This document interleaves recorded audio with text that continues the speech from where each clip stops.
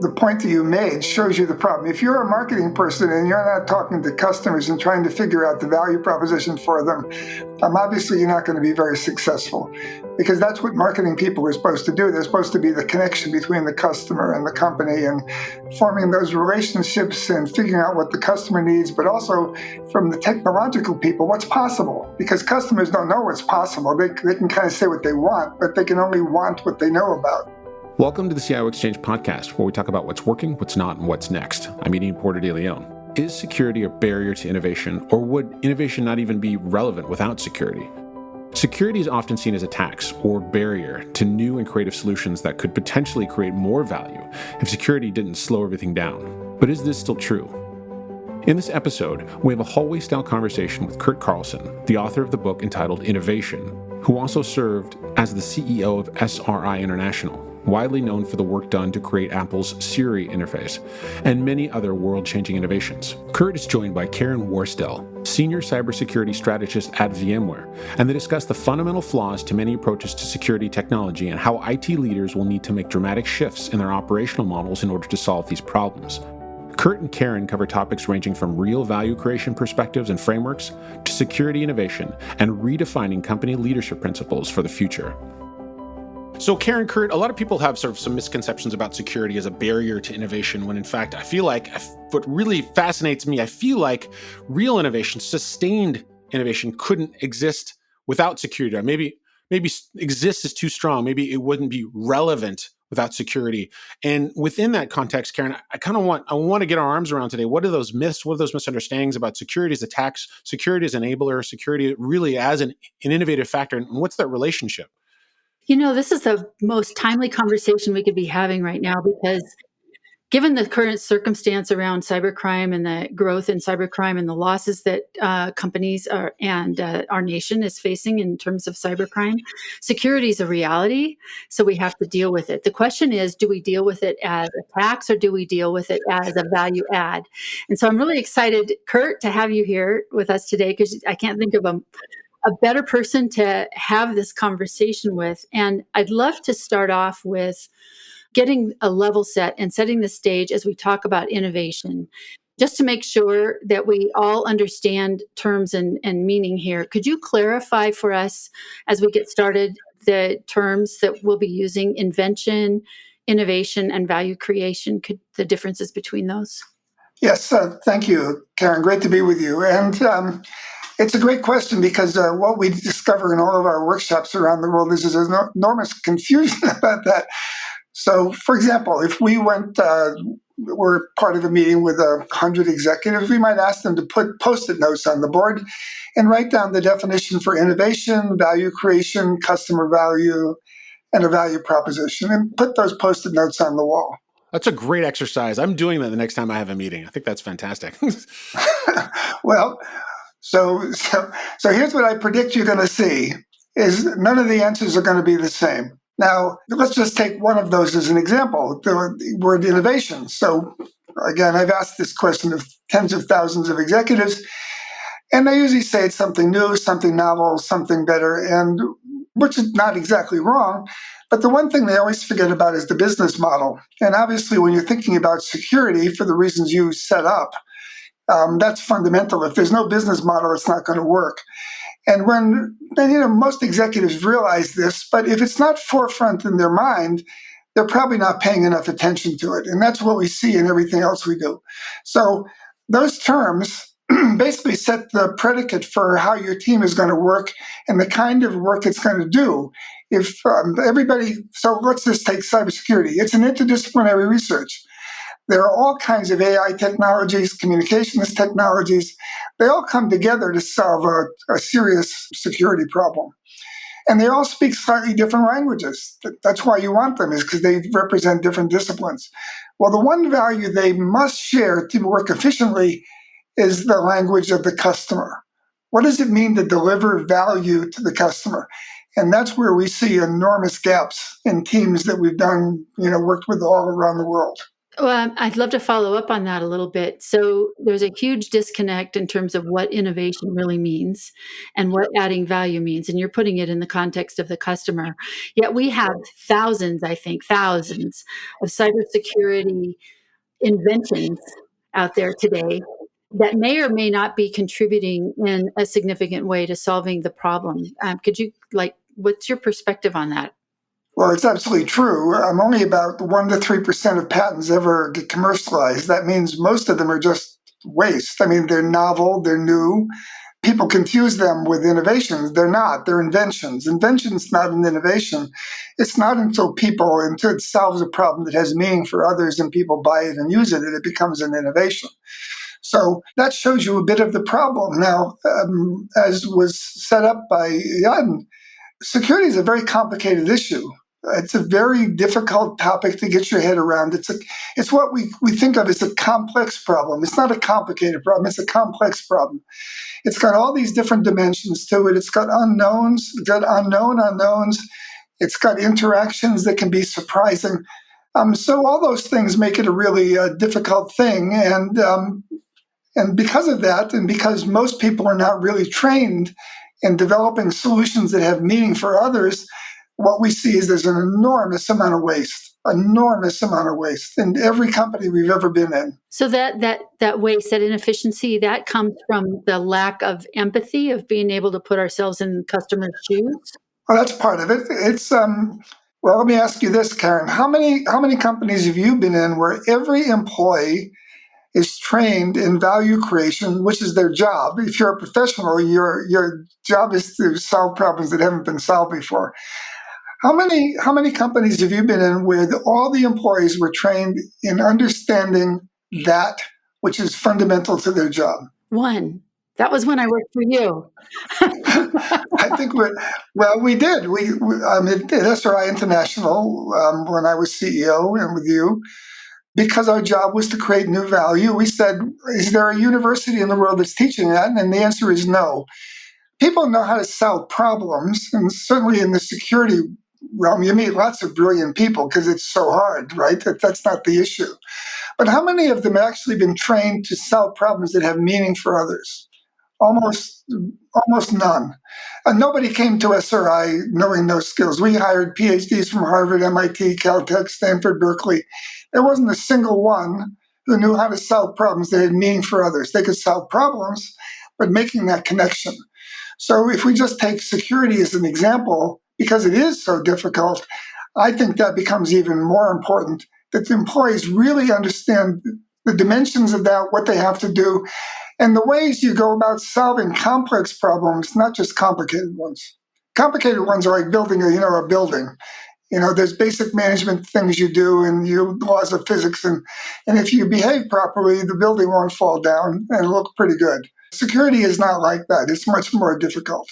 So if we were going to try to step into the customer's shoes and start there and kind of bring that whole deep understanding with the voice of the customer, which is something I think we talk about a lot at VMware.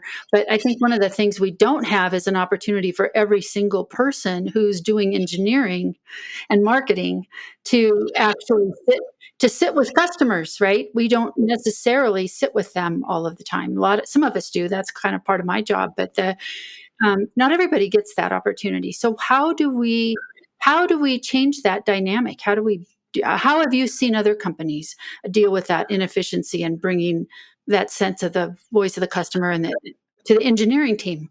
Well, just the point that you made shows you the problem. If you're a marketing person and you're not talking to customers and trying to figure out the value proposition for them, obviously you're not going to be very successful, because that's what marketing people are supposed to do. They're supposed to be the connection between the customer and the company, and forming those relationships and figuring out what the customer needs, but also from the technological people, what's possible, because customers don't know what's possible. They can kind of say what they want, but they can only want what they know about. So that connection is really fundamental. You're absolutely right. So here's an interesting factoid. So again, having done workshops with thousands of executives, how many teams have been able to actually articulately and quantitatively describe the customer need they're trying to represent when we first start running the workshops? What percentage do you think can do that? I'd guess it's pretty low. I'm guessing, yeah. I guess it's astonishing low. There's low and then really low. Yeah, 0 maybe. Yeah, I think there's a low setup here. There's a low or no setup here. Yeah, I mean, if we could use negative numbers for this, we probably would use them, right? It's I like that. I like that framework because there's sometimes you have to unlearn what you have learned. You have to help people unlearn. So that is it is a negative setback. You have to pull people from all the stuff that's erroneous, and you have to at least get them to baseline. Okay, let me at least get you to 0, so you're not going in the wrong direction. That is brilliant. And that is absolutely correct. That is 100% correct, because people build up these mental models that how they view the world, whether it's right or not, they have them. And sometimes they're wrong. So you're absolutely right. They have to give up their mental model to get to 0 before they can go forward. And we see that all the time.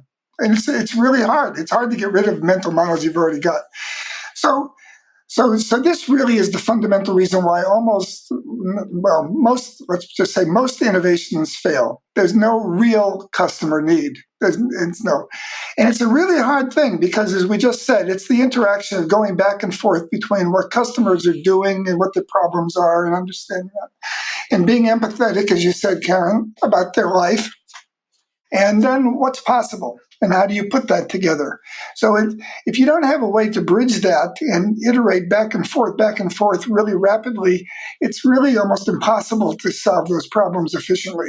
So that's something you train in your workshops, right? Is how to do that iteration and how to do. Yeah. Is that a value creation workshop? Yeah, we call them value creation forums. But so when we typically do a workshop with a company, we'll put them through an 8-hour program to learn the fundamentals. But the real point is to get them together every couple weeks or month. As you know, we did it at SRI, and people would stand up and give a 5-minute value proposition focused on the most fundamental questions, nothing terribly complicated, but because the fundamentals are so hard to answer, it doesn't make sense to give 2-hour presentations until you can actually say, what is the customer's need? Let me really describe it to you quantitatively, specifically. I'm not going to give you 20 things. I'm going to give you the fundamental problem that people have, and we're going to start there and develop a value proposition around that, and then go to the technological folks or whoever to come up with a compelling solution that's 2 or 10 times better than the competition. Just need, approach, benefits per cost, competition. Those 4 questions are the fundamentals of a value proposition, as you know, that we all use at SRI. We did when I was there, and I still do all over the world. And it's really hard to answer those 4 questions because they all interact with each other. If you change the need, the approach changes. If you change, the competition comes along, you might have to pivot and do something else. So we built this, really intense kind of interaction process based on answering the most fundamental questions first. Eventually, when you do something like Siri, which we did, or high definition television, obviously there's a big team there and you've got to do all kinds of things. But if you don't get the fundamentals right, it doesn't matter what else you do, right? What I see all the time, and my experience is nowhere near as vast as yours. But ever since I learned about doing NABC, the need, the approach, the benefit, cost benefit, and the competition, that's NABC. That's that 4 questions that you're talking about. And ever since I started really looking at that, the thing that I became aware of is we're really enamored as technologists. We're really enamored with the technology itself, and we're really enamored with finding a problem for our solution. Yes. Yes. Absolutely. And let me really quickly, let me insert a Steve Jobs moment here. And so apologies for those who were groaning with the Steve Jobs reference, but I literally yesterday was just stumbling through YouTube and saw this video that many people have seen a lot of times, where Steve Jobs many years ago, somebody had this big criticism. He's on stage and he answers it. And he answers it with just what you're talking about. You can't start with the technology, then try to figure out where you're going to try and sell it. You can't start with, let's sit down with the engineers and figure out what awesome technology we have, and then how we're going to market that. It's what incredible benefits can we give to the customer? Where can we take the customer? And it's tough because a lot of that is like, you get engineers, people who you were talking about, Curt, PhDs from, MIT, Stanford, Berkeley, and you get, people who are just awesome at creating phenomenal technology. And they're like, great, here you go. And they're like, It's and it's like, okay, amazing, well, what though. do I It's do with amazing. this? Well, what is it for? What benefits? I'm like, I don't need this. It's great technology. It's got to be great for something. And taking that back to security, you go to RSA and you walk around RSA and you're like, there's a million people who have so many. Look at my technology. Look at my technology.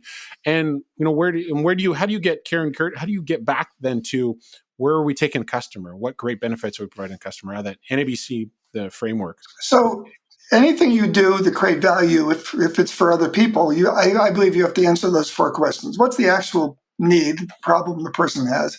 What's your approach? Obviously, if you don't have an approach for the offering and the business model, you're not going to go anywhere. You got to be able to be very specific about the benefits per cost. That's perceptual. That's what the customer sees. So you got to be very specific about that. And you always have competition. I mean, security is one of the most intensely competitive businesses in the world today.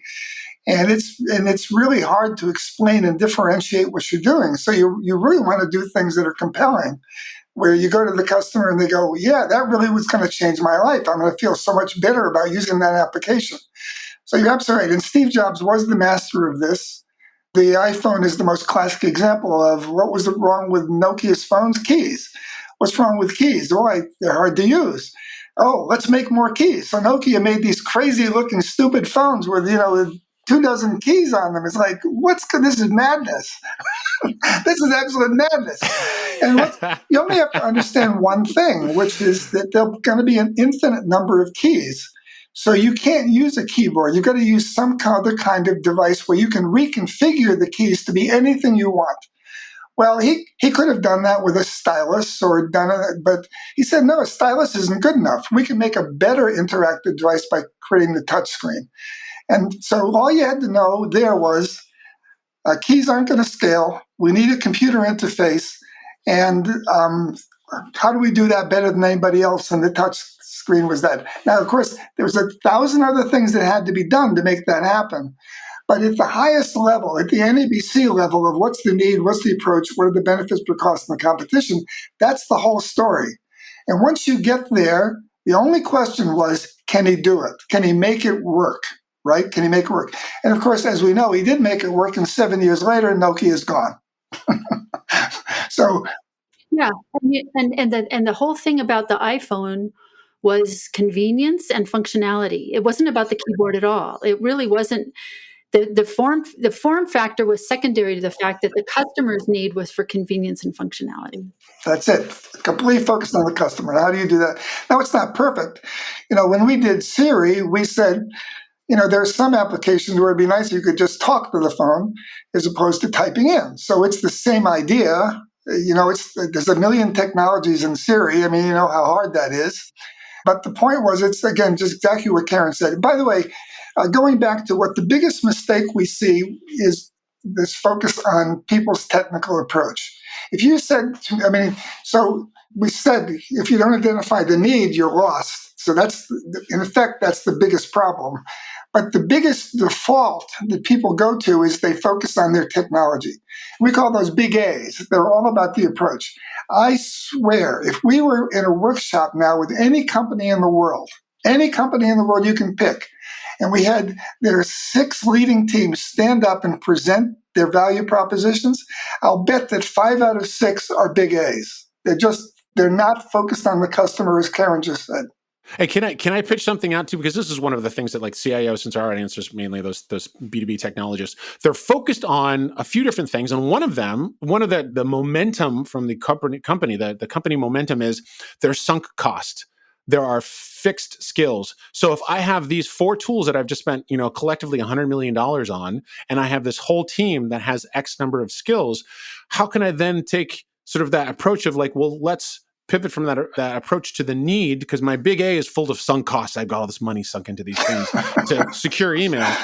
And now I'm like, okay, now I have a distributed workforce, for example. My attack surface has increased exponentially, but then here's the stuff I have off the shelf. What is that perspective that technology leader should then take and say, look, I have to stop looking at the big A, and I have to go back to the first step. What's that need? And how can I change the approach despite what the sunk costs are, despite what my skill set is? How do I make that pivot and then communicate that pivot? Yeah, I'm laughing a little bit, Jan, because reality is reality, right? It doesn't matter. It doesn't matter whether you wasted all that money on that stuff that nobody wants, right? It's you got to move on. So what's one of the, how do you cut through this kind of, I mean, there's a dozen biases that get people to behave in these non-constructive ways, right? So confirmation bias is one, sunk cost is one. There's a whole list of these things. So what we discovered is the most powerful thing is transparency. So Karen knows that, the way we do value creation in the companies I work with in the universities is, again, people, learn the fundamental, they learn the language of value creation, because otherwise you can't collaborate efficiently. And then we basically have people try and start by first answering those 4 questions, the NABC questions, but they do it in a team of 5 or 6 other folks where they present and they get feedback. So reframing is one of the most powerful ways to improve your value proposition really fast. So when we do this, Karen gives her a great pitch, which she always gives. And then the team would go around and say, Karen, I really like this part. That was brilliant. And never forget that. That was brilliant. This part is, you might improve this because I got lost. So here's an idea for that.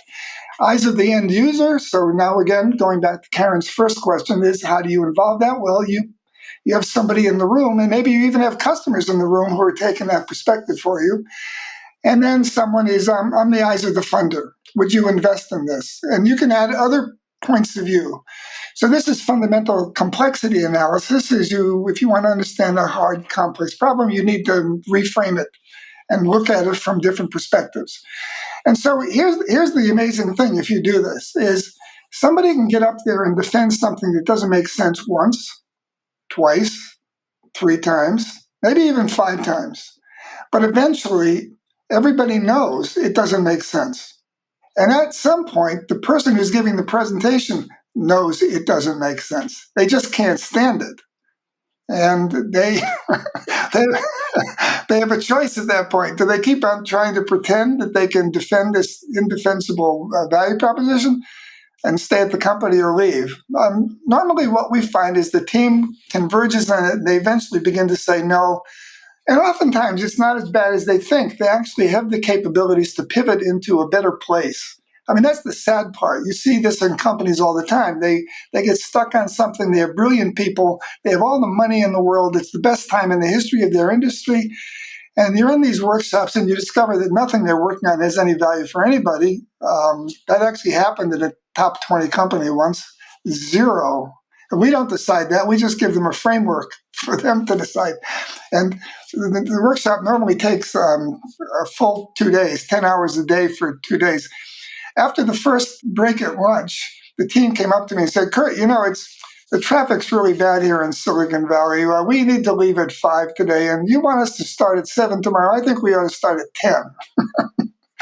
Well, they knew. They knew. They had discovered, because by just reframing it and looking at each other from different points of view. So that simple idea is, I can't tell you how powerful that is. And as you sit in a meeting, I've often found myself in meetings and strategy meetings at prior companies where we're listening to it and going, "Oh my God, the emperor has no clothes." What I love about your value proposition in the 4 questions, What do we do? and in the value creation approach, is that it does make it very clear very quickly where there is a hole, and whether or not we're so enamored with our technology that we are forgetting to walk in the customer's shoes and how it would feel for them to actually have to use this. So, and that's just so from a security standpoint, in the time that we've got, I'd love to throw something out there for you, because I think trying to look at outcomes. What's an outcome for a customer that would be compelling for a customer? And in the security world right now, there's some very sobering statistics that are coming out. And I don't like to be the FUD factor all the time, but it feels like it sometimes. But we know that for the very sophisticated kinds of cyber attacks that we're all facing right now, that the damage is done from the time they first get entry into a network. The damage is done within 24 to 72 hours. Like, the advanced persistent threat is set up, the command and control is set up, the sleeper command and control is set up. All of that is in place very quickly. And the average time to detect the event is 56 days, which means that if we could help companies get to 56 days average, it's worse in many cases. Get from 56 days, yeah, get from 56 days to 24 hours, we've done a 50x improvement, right? Is that a value? Would you call that a value proposition? I think I could probably sell that idea. That's very sobering. That is very sobering.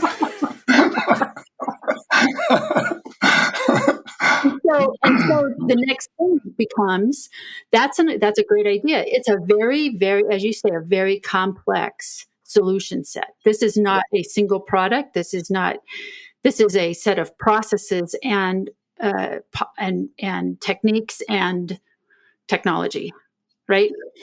How do you bring all that together? Like if you said, this is my dream, this is what I'm going to try, I'm going for this. We have to solve this problem. How do we go there? How do you go there for value creation and innovation? So you expect me to answer that question right now? No, I'd have to probably pay. We'd have to pay you. But that's the right track, right? Is that you would come back and you'd say, okay, that's a goal. Now we convene the teams and the workshops to go to work on this problem.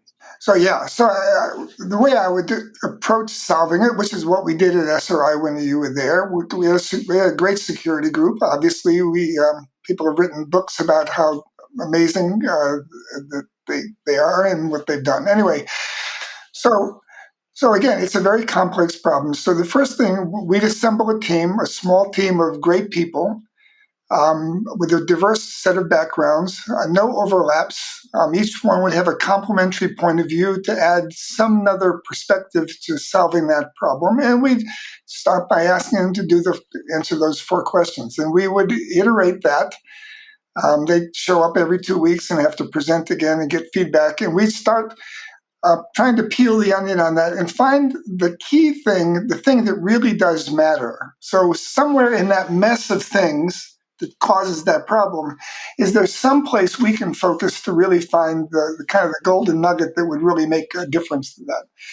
Now, what makes security also, so interesting is not only is it's got all the FUD stuff on one side, but it's also got a lot of positive value on the other side because, your security, how your well-being, how you feel about yourself, it's like health in a way. You have to go to the doctor and you're a little fearful every time you go, but also you feel really good when you walk out and the doctor says, you're doing fine. Is that the feeling the board has? Like when the security, the CISO and the CIO come in, there's like, oh man, this is the dentist. The dentist is coming. They're going to tell me we have a cavity.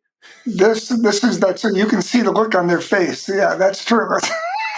Yeah, I have to say, every time when I was at Microsoft, every time I would walk down the hallway to Jim Elchin's office, he was the head of Windows, he'd go, "Oh no, not you." It's Karen. She's coming. I was always the dentist with no Novocaine. Anyway. But let's turn it around a little bit and just say, on the other side of that, though, is the feeling you get if you do feel like your systems are secure in various ways. And we know how difficult that is because, again, there's so many dimensions. But every time somebody comes in and gives you a good solution to a piece of that problem, it's actually a big deal. It's not only a big business deal, it's a big emotional deal. And I wanted to emphasize that the emotional deal for security is a huge plus.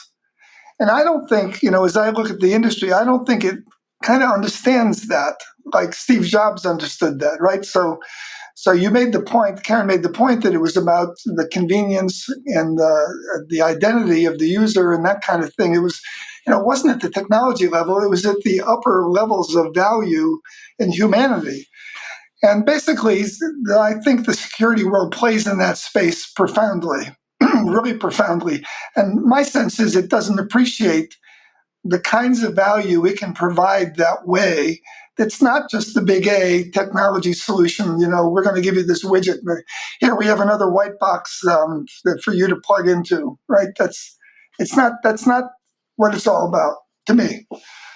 I love that so much because I think when you have a great solution and you come up with a compelling story about how it makes a contribution to the greater good, it's not always this.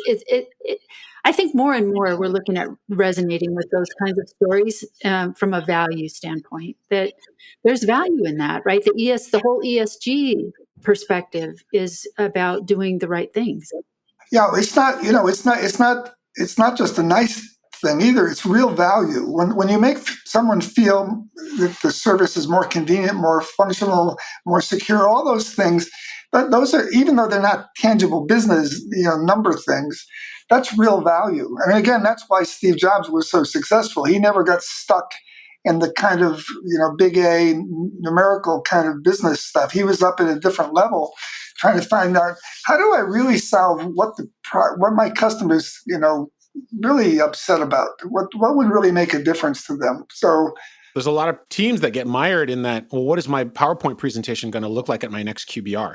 And I need to make that look green, and that has to be green, and this is red, and I got to get at least to yellow. And how am I going to do that? And if a point solution fixes it, then that's their value prop. And instead of thinking, what's the customer value, the customer benefit, they're like, what's going to be the benefit to my PowerPoint presentation at my QBR? Well, yeah, you just stepped into a really big issue, which is the difference between complex and complicated problems. So complicated problems, you do these little point solutions and you think, gee, I'm wonderful, right? But the bigger problem, again, we can go back to the iPhone example, but the bigger problem is not being really identified. The thing that would actually make the biggest difference to the customer. So that's what when we were working on these kinds of things, and I still work on these kind of things, that's what we try and get people to focus on. What's the thing that really matters here that would make the biggest difference? And then can we pull the resources together to address it? That probably sounds a little abstract to your audience, but I don't think there's another good solution to that. One of the things we talk about a lot here is the human side of being in cybersecurity.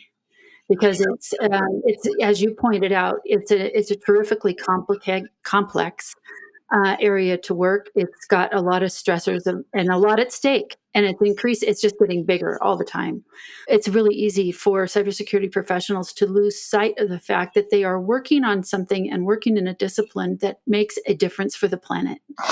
Big time. And, big time. Right. No, I love that you said that because I think that it's so easy for that to be minimized when, like the thing I used to hear all the time as a child is that when you're up to your neck, up to your eyeballs in alligators, it's hard to remember your primary objective was to drain the swamp.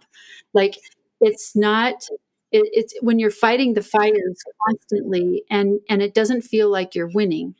We have a 51% burnout rate in this industry, and 65% of those people who are burned out are looking to find another job. So we really need to find a way with innovation and value creation to help people understand that the tools that they're using are really helping them make a difference, and they're making progress with that. There's a human aspect to this that's really big. Well, it's the reason why I now teach at two universities, Northeastern and WPI, is Karen, I saw what this did for people at SRI, and instead of spinning their wheels doing stuff that really doesn't matter, big A's, but again, we can keep on using that because it's pretty universal. First, focusing on things that matter, that actually make a real contribution. And that's what motivates the best people. That's what keeps the best people. But again, if people don't know how to do that, you can't expect them to. Yeah. And so, Karen, Curt, I think this has just been a phenomenal conversation. I think the greatest framework takeaway from this is really just that value creation focus and focusing on the benefit of the customer, because that is universal. And it's not just something that applies to, Uber or applies to great web apps, on your phone. It applies to anything that you're doing. And I think especially just mentioning and sort of ending on that point, Karen, about burnout and about people really wanting to be someplace where they feel like they're really making a difference and not just fighting fires, while someone else is just lighting a fire right next to them, they know they're going to have to put out. It's coming back to that framework. And I think it's been a really good focus on that. Security is not immune to the need to have leaders really take a great vision approach to this rather than just being an afterthought or being a Band-Aid or being a patch or a bolt-on, which a lot of, are point solution, which it can be looked at. So I really like that. I really like that framework. So, well, by the way, I just reinforced that that's a perfect summary. And I think the only advice I give people about, what they ought to focus on with their careers is, I said, are you going to be a professional? They go, yeah, I'm going to be a professional. What's going to be your job? Well, I'm going to do things. Well, aren't you going to do things that you hope matter to other people? Isn't that your only job? Every professional should. Well, do you know how to do that?